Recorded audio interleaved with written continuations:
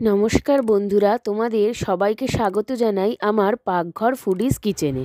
গরম গরম ভাত রুটির সঙ্গে খাওয়ার মতো একটা চটপটা রেসিপি আজ তোমাদের সঙ্গে শেয়ার করতে চলেছি। রেসিপিটা হলো পার্পেল বাঁধাকপির ফ্রাই। প্রথম থেকে শেষ পর্যন্ত তোমরা ভিডিওটা দেখতে থাকো। চলো এবার আমরা রেসিপিটা শুরু করি। রেসিপিটা তৈরি করার জন্য প্রথমেই নিয়ে নিয়েছি একটা গোটা পার্পেল বাঁধাকপি। দেখো এইভাবে কুচো কুচো করে কেটে নিয়ে ভালো করে ধুয়ে নিয়েছি। আর নিয়ে নিয়েছি একটা বড় সাইজের কুচো করা পেঁয়াজ, 5টা মতো চেরা কাঁচা লঙ্কা আর ধনেপাতা কুচি। রেসিপিটা তৈরি করার জন্য প্রথমেই কড়াইতে দিয়ে দিলাম পরিমাণ মতো সাদা তেল। তেলটাকে ভালো করে গরম করে নিয়ে ফোড়নে দিয়ে দিলাম 1/2 চামচ মতো গোটা জিরে। জিরাটাকে ভালো করে ভেজে নিয়ে দিয়ে দিলাম পেঁয়াজ কুচি।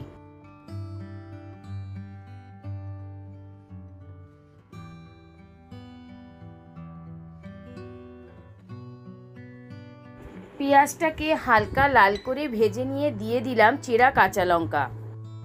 সবকটা জিনিস ভালো করে ভাজা ভাজা হয়ে গেলে দিয়ে দিচ্ছি কুচো করা পার্পেল বাঁধাকপি।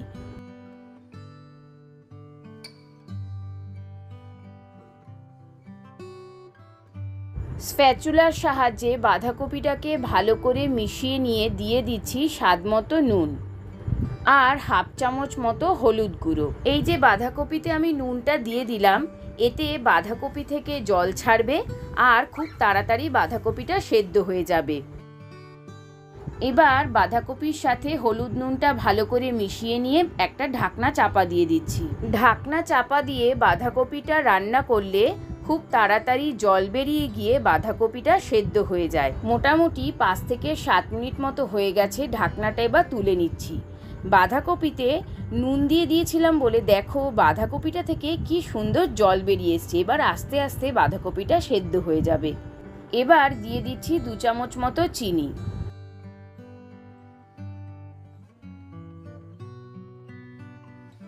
হালকা নেড়ে চেড়ে নিয়ে ধনেপাতা কুচি দিয়ে দিচ্ছি।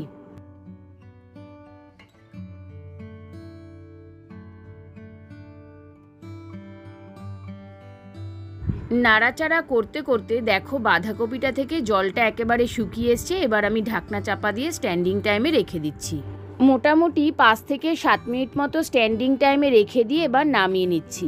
রেসিপিটা বাড়িতে একবার ট্রাই করো আর ভালো লাগলে অবশ্যই কমেন্ট করে জানাবে। আর রেসিপিটা ভালো লাগলে শেয়ার করে আমাদের পাশে থেকে। Thanks for watching.